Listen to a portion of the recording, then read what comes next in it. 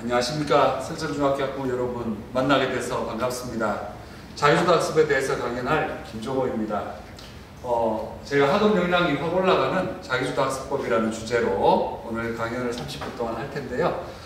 그 중에서도 지금 중학교 때 아이들이 제일 힘들어하는 수학 과목을 어떻게 자기주도적으로 공부를 해야 더 효율적으로 사고력도 기르면서 좋은 결과를 얻을 수 있는지 오늘 안내를 해드리겠습니다.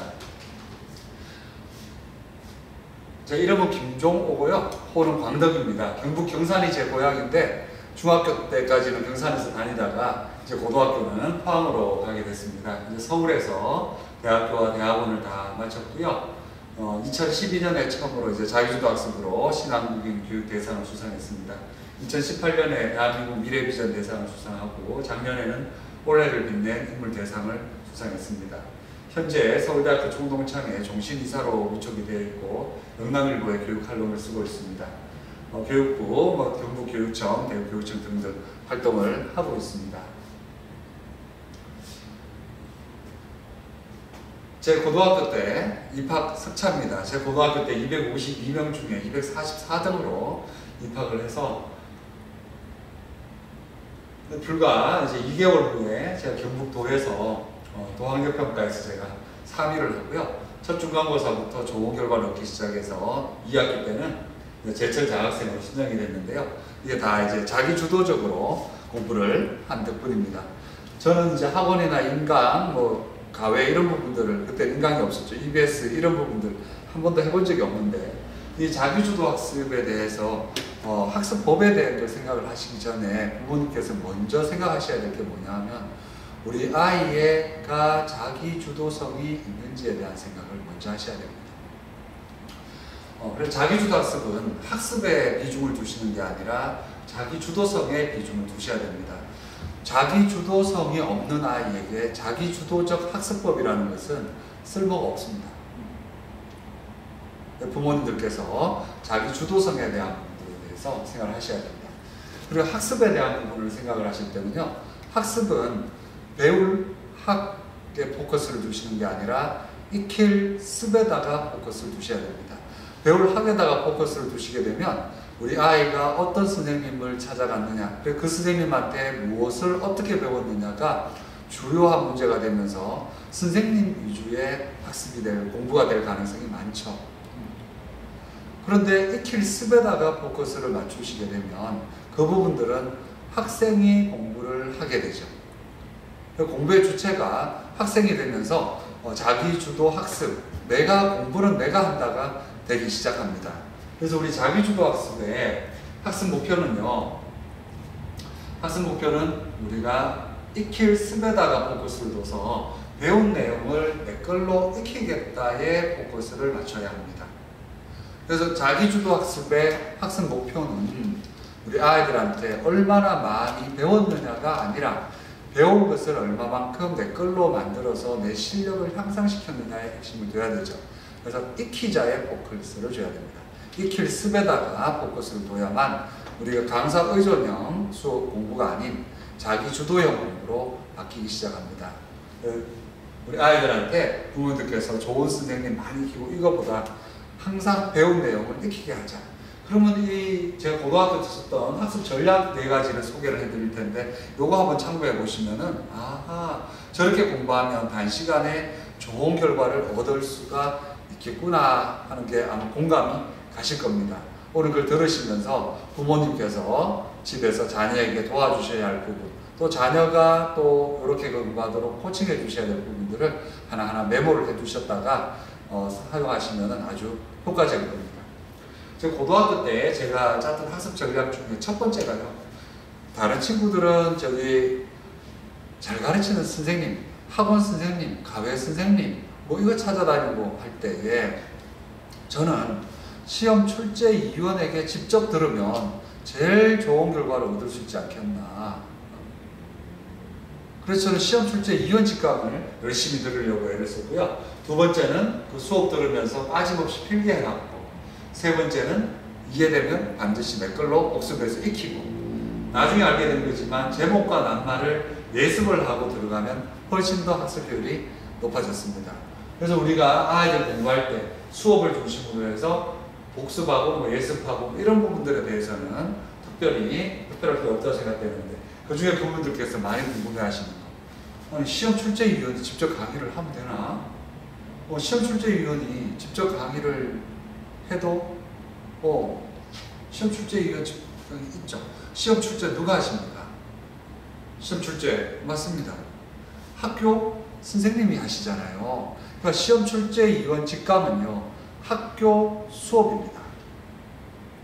그러니까 우리 아이들이 인강, 학원, 가외 이것을 찾아다니는 게 아니라 학교 수업에 충실한 것이 제일 공부를 잘하는 지름길이기도 하고 그 부분들이 효과가 제일 빨리 나타납니다.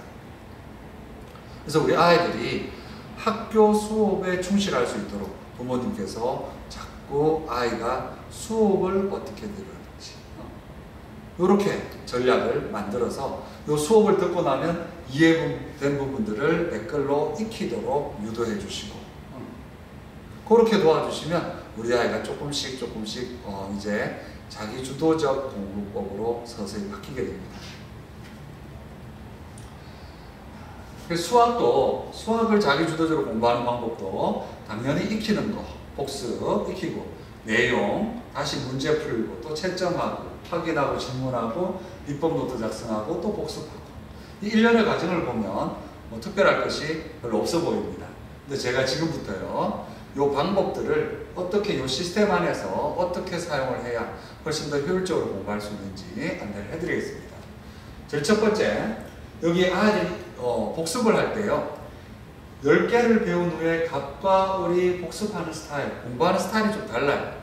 갑은 지금 10개를 학습하고 8개가 이해가 됐는데 8개가 이해됐으니까 딱 끝나자마자 이제 나머지 안 됐던 거 2개에다가 몰두를 합니다. 이런 형태는 우리가 학습량이 적을 때 단기 성적 향상을 위해서는 이게 잘 통하죠. 그러니까 초등학교 때 우리가 학습량이 적고 이럴 때는 10개 듣고 8개 이해하고 그 다음 2개에 대해서 마지막 해서 마무리하는 이런 부분이 흔히 벼락치기를 하면 좋은 결과를 얻게 되죠. 근데 을이 공부하는 방식을 보니까요 을은 10개를 학습을 하고 나서 그 10개 중에 이해된 8개 이 8개를 다시 복습을 합니다. 이런 아이는 학습량이 많고 장기적으로 실력 향상에 굉장히 도움이 되는 공부 스타일이죠. 그래서 지금 이제 아이들이 이제 중학교로 올라오고 나면 초등학교 때부터도 서서히 우리 애들이 이렇게 벼락치기 단기 성적 향상형 공부가 아닌 장기 실력 향상형으로 서서히 바꾸어 주셔야 됩니다. 그래서 이렇게 이해된 부분들을 반복해서 내 걸로 익힐 수 있도록 제일 먼저 아이들을 유도해 주시기 바랍니다. 그리고 수학 진도를 나갈 때는요 반드시 교과서의 내용 중심으로 공부를 해야 됩니다. 교과서에 있는 내용 중심을 할 때는 거기에 있는 결론을 외우는 게 아니라 그 유도하는 과정 또는 증명하는 과정 요 과정마다를 반드시 이해를 하고 그래서 이게 왜 이렇게 되는가에 대해서 반드시 공부를 해야 되는데 그 부분들이 교과서 내용에 잘 나와 있죠.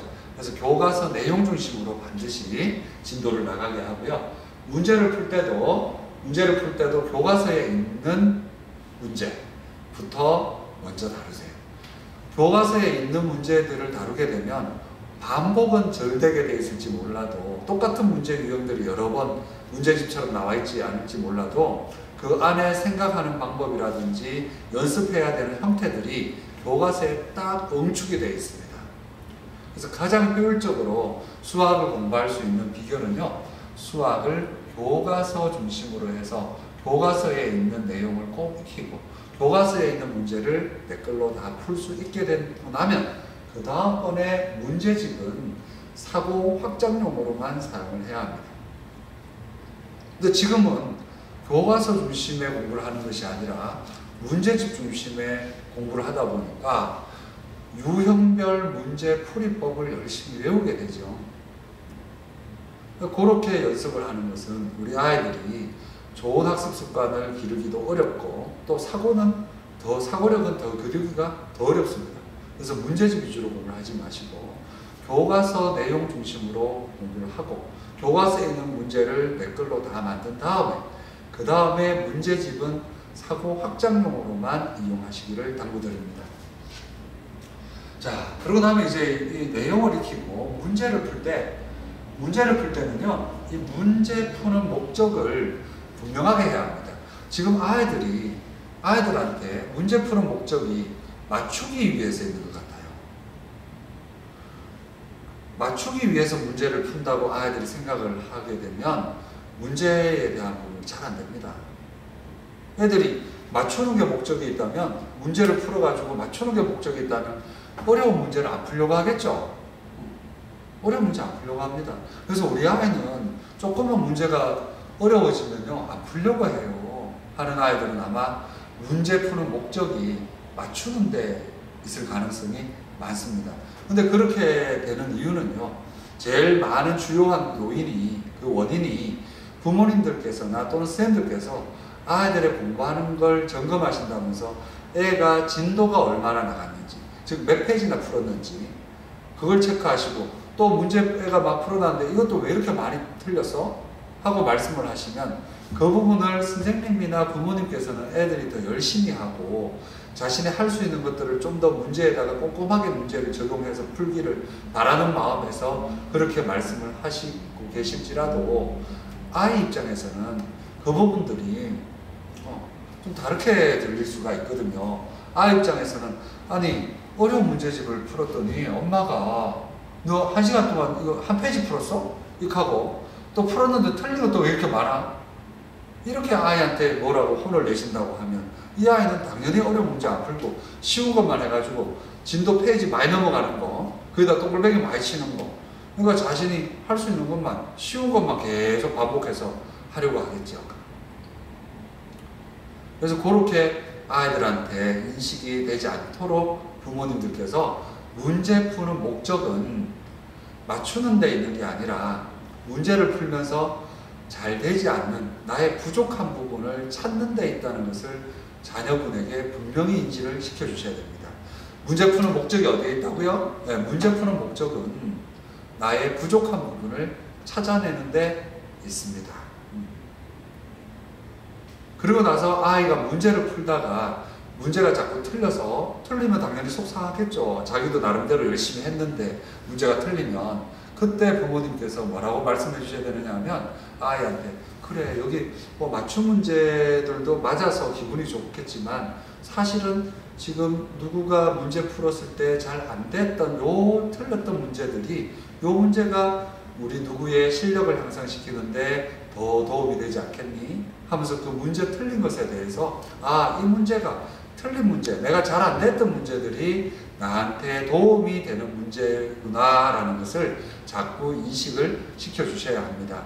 그래서 맞춘 것에 어떻다 그게 하지 마시고 아이가 열심히 공부를 하고 있으면 바로 그 열심히 하는 모습에 칭찬을 해주시고요. 몇 페이지나 풀었는지 몇 개나 맞았는지에는 그렇게 관심을 두지 않으시는 게 좋습니다.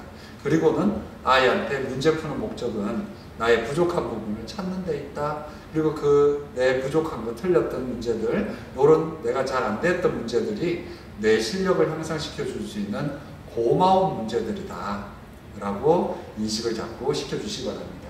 그럼 이 부족한 부분을 찾으려면 어떻게 해야 되느냐? 문제를 풀 때 빠르게 풀면서 표시를 해야 됩니다.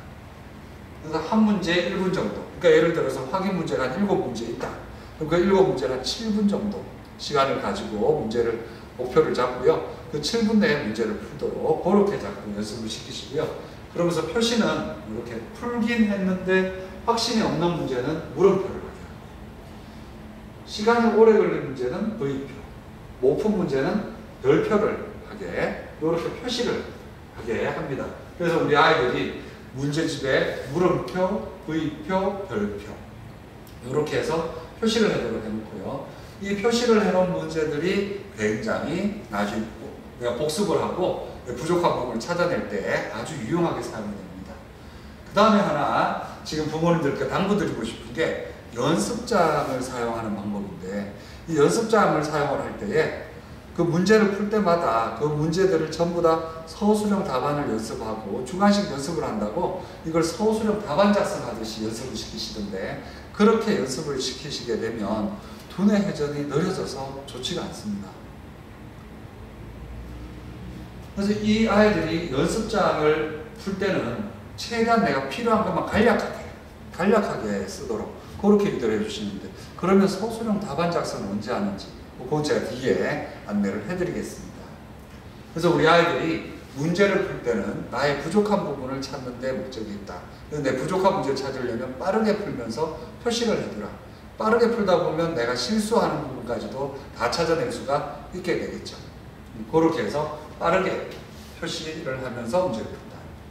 그래서 여기 두 아이가 지금 10문제를 줬더니 A 학생은 이렇게 풀었고 B 학생도 저렇게 해서 80점, B는 60점 이렇게 됐습니다.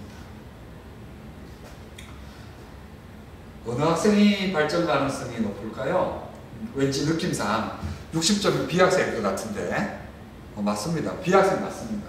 왜 B 학생이 더 잘할까요? 한번 살펴보겠습니다. 1번 문제는 시간이 좀 걸려서 풀었다고 지금 체크표를 해놨는데요. V표를 해놨고, 2번 문제는 풀긴 했는데 확실하진 않다고 물음표를 했고, 3번 문제는 모르겠다고 별표를 했습니다. 4번 문제는 시간이 좀 오래 걸려서 풀긴 했는데 확실하지 않다고 이렇게 표시를 두 학생이 해놨는데요. A 학생을 가만히 보시면 A 학생은 자신이 표시가 없는 문제를 지금 2개를 틀렸습니다.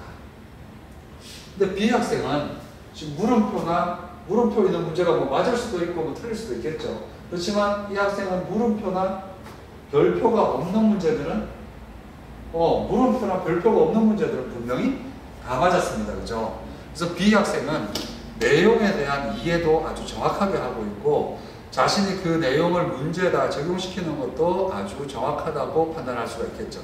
그래서 B 같은 학생은 학습 시간만, 공부 시간만 늘려주면 아마 좋은 결과를 얻을 수 있으리라 기대가 됩니다.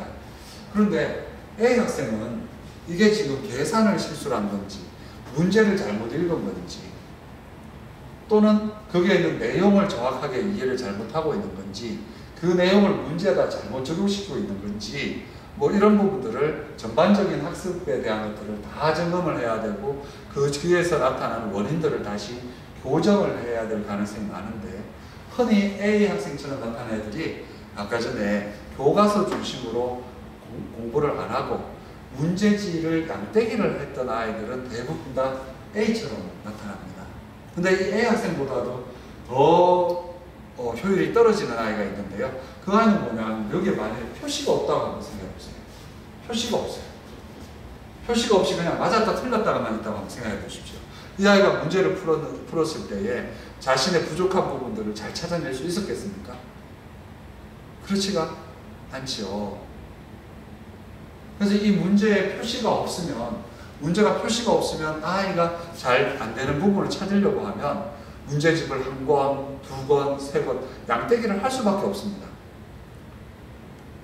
그리고 이 아이한테 오답 노트를 작성하라고 하면 자기 당연히 틀린 것만, 오답은 이거니까 이것만 작성하겠죠. 그렇게 하면 안 되고, 자신이 물음표, V표, 별표 해놨던 거 이런 게 맞았더라도 반드시 자기가 복습을 하고 필요하다면 노트 정리를 해놔야 되죠. 그래서 제가 오답 노트가 아니라 비법 노트라고 이름을 붙인 이유입니다. 자신이 안 되는 부분들 필요한 노트에다가 다 작성을 하게 해야 되겠죠. 자, 이제 문제를 풀고 나면 채점은 정답과 오답만 하기를 하고요. 틀린 문제 중에 표시가 없는데 틀린 문제부터 반드시 확인을 해야 합니다. 그리고 지금 부모님이나 선생님들께서 아이에게 잘못 얘기하고 계시는 거, 문제 틀린 거 문제 다시 풀어라고 하시는데 그 문제 다시 풀어라고 하시면 안 됩니다. 다시 풀어라고 하지 마시고 자신이 어디가 잘못됐는지 잘못된 부분을 찾아서 고치라고 얘기를 해주세요. 예를 들어서 이 아이가 문제를 쭉 풀다가 5 더하기 7은 12인데 자기가 13이라고 잘못 써서 그 밑에 계산들이 이렇게 틀려서 그 문제가 틀렸습니다. 근데 이 아이한테 다시 풀어라고 했더니 이번에 그걸 다시 풀면서 5 더하기 7을 12로 해서 이번에 그 밑에 계산이 다 맞아서 그 문제가 맞았습니다. 이 아이는 그 다음번에는 5 더하기 7이 12가 되기도 하고 13이 되기도 하고 이렇습니다. 그 문제를 푸는데 걸린 시간도 아까운 것도 맞지만 사실은 이 아이가 자기가 뭐가 잘못됐고 그 한지를 특정 짓지 못했기 때문에 자신의 잘못된 부분들을 정확하게 고쳐내지를 못하죠. 그래서 문제를 다시 푸는 것보다 잘못된 부분을 찾아서 고치도록 하고 자신이 풀긴 했는데 어디가 잘못됐는지를 못 찾으면 그 부분들은 선생님께 도움을 받아서 어떤 부분이 잘못됐는지 찾아서 그 부분들을 다시 수정해서 내 걸로 만들어야 합니다. 자, 그리고 나서 풀고 나면 푼 문제들이 풀이를 보면서 혹시 내가 푼 거하고 다른 풀이법이 없는지 확인을 해서 그 다른 풀이법도 정리를 해두면 좋습니다. 지금 이 아이가 이제 자신이 할 수가 없어서 선생님께 뭔가 지도를 받았어요. 선생님께 문제에 대한 걸 했던 내용에 대한 것들 지도를 받고 나면 지도를 받자마자 그게 정확하다고 확인이 되면 바로 3, 4회 정도 연습해야 됩니다. 아까 전에 5 더하기 7이 12다. 그러면 그 부분들을 바로 적석에서 그 문제만 그냥 5 더하기 7은 12 고치지 말고 5 더하기 7은 12, 5 더하기 7은 12 연습장에 이렇게 한 서너 번 정도 반복해서 서서 내가 실수를 하든 잘 안 됐던 부분들을 적석에서 바로 익히고요. 그리고 나서 비법 노트를 정리를 할 때는 반드시 내가 필요한 내용부터 정리를 해야 됩니다. 내용만 정리를 하고 그런데 아까 전처럼 5 더하기 7은 12 요거 때문에 틀린 문제인데 그걸 틀렸다고 문제를 쓰고 다시 노트 정리할 필요가 없습니다. 노트에다가는 5 더하기 7은 12 요것만 딱 적어 놓으면 되죠.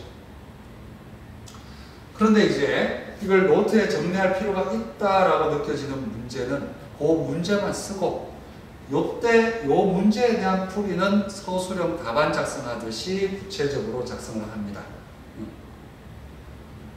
그렇게 해서 비법 노트를 작성할 때 요때 서술형 답안 작성은 내가 잘 안 되는 문제들만 요렇게 연습을 해서 구체적으로 하면서 내 사고에 대한 것들이 정확하게 흘러가는지를 체크합니다.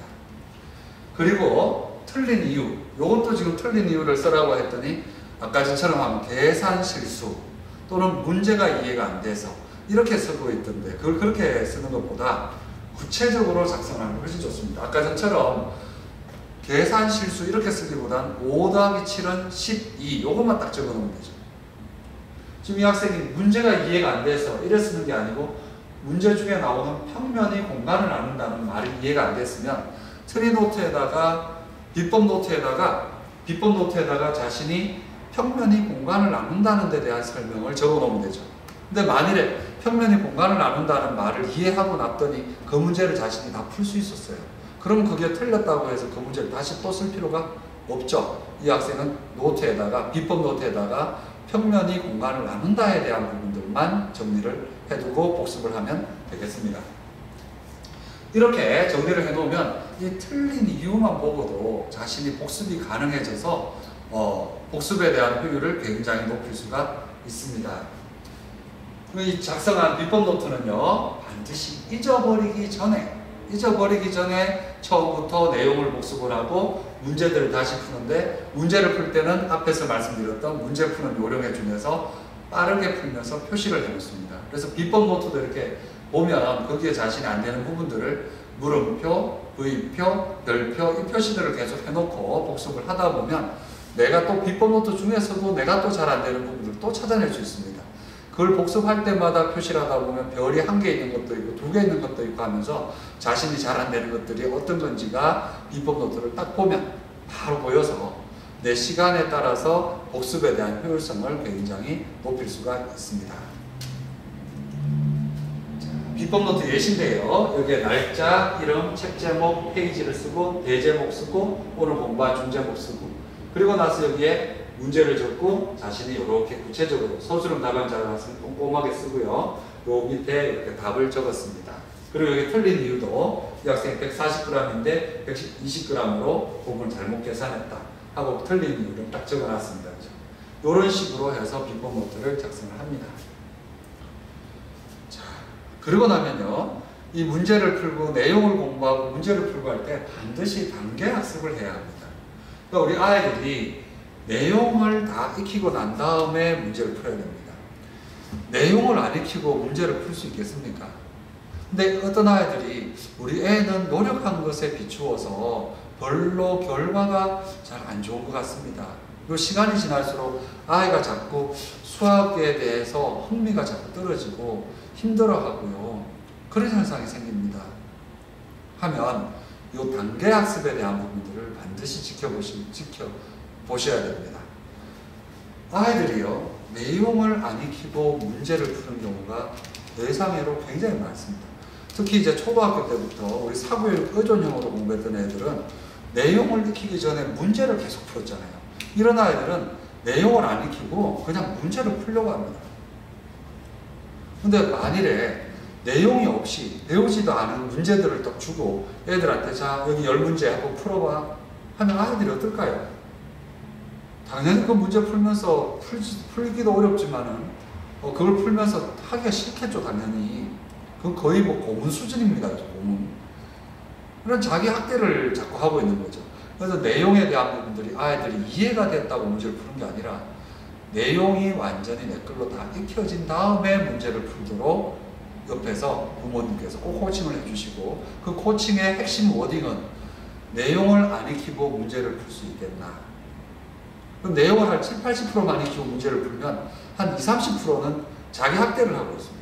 그러면서 문제를 붙잡고 풀겠다고 끙끙대고 있으니까 푸는데 학습 효율도 떨어지고 시간은 오래 걸리고 애는 힘들어하고 나중에 보면 얻는 건 별로 없고 이제 이렇게 될 가능성이 많죠. 그래서 반드시 내용을 꼭 익히도록 도와주시고 내용을 완벽하게 다 익힌 다음에 그 다음에 확인 문제를 풀고요.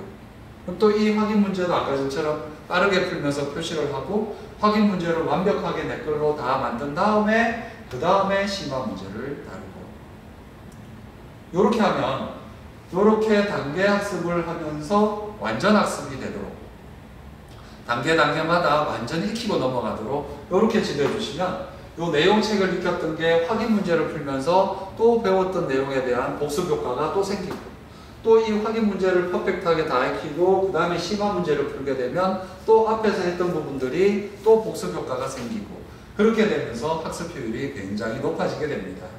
이렇게 단계 학습을 하게 되면 우리가 책 한 권만 가지고 공부를 해도 여러 번의 복습 효과를 낼 수 있는데 그 중에 책 한 권 중에 제일 좋은 책이 뭐라고요? 네, 교과서. 교과서가 제일 좋습니다. 그래서 이 교과서를 가지고 하면 교과서 내용이 있고 그 다음에 유제 문제가 있고 뒤에 보면 또 기본 문제가 있고 발전 문제가 있고 중단어 테스트가 있고 대단어 테스트가 있고 이렇게 하면서 여러 단계에 걸쳐서 반복을 하고 복습을 할 수 있도록 이렇게 책들이 편제가 되어 있습니다. 그래서 우리 아이들에게 수학에 대한 부분들을 공부하게 하실 때에 우리 아이들을 반드시 내용을 다 익히고 나서 확인 문제를 다루고 또 확인 문제를 완벽하게 하고 나서 심화 문제를 다루고 이렇게 공부를 안내를 해주시면 아마 굉장히 수학에 대한 학습 효율이 높아질 겁니다. 근데 이 부분들을 학교 스님들께서 이렇게 하시기는 어려운 점이 있죠. 그래서 부모님께서 우리 아이가 학교 수업에 충실하도록 시험 출제 이원 직강 학교 수업을 열심히 듣고 거기서 이해된 부분들을 내 걸로 익히고 그 다음번에 그 내용을 다 익히고 나서 문제를 이렇게 다루도록. 근데 이걸 잘못해가지고 그냥 양떼기 시킨다고 학원에 가면 뭐 단계도 없이 여기서부터 여기까지 풀어와 이렇게 하면서 양떼기를 시켜버리면 그냥 막 내용이고 뭐고 확인 문제고 단계도 없이 문제 쭉 풀어버리는데 그렇게 되면 아이가 복습 효과도 안 나고 틀리는 거 계속 뒤에 가면 더 틀리고 그죠. 그렇게 되면서 수학에 대한 흥미를 잃을 가능성이 많습니다. 오늘 30분 동안 제가 수학에 대한 자기주도학습법을 안내를 해드렸는데 조금이라도 도움이 됐으면 좋겠습니다. 빨리 코로나가 종식이 돼서 우리 부모님들하고 직접 대면을 해서 오늘 말씀드렸던 부분만이 아니라 좀 더 자세하게 부모님들께 안내해 드릴 수 있는 그런 기회가 왔으면 좋겠습니다. 오늘 수고 많으셨습니다. 다음에 또 뵙기를 희망합니다.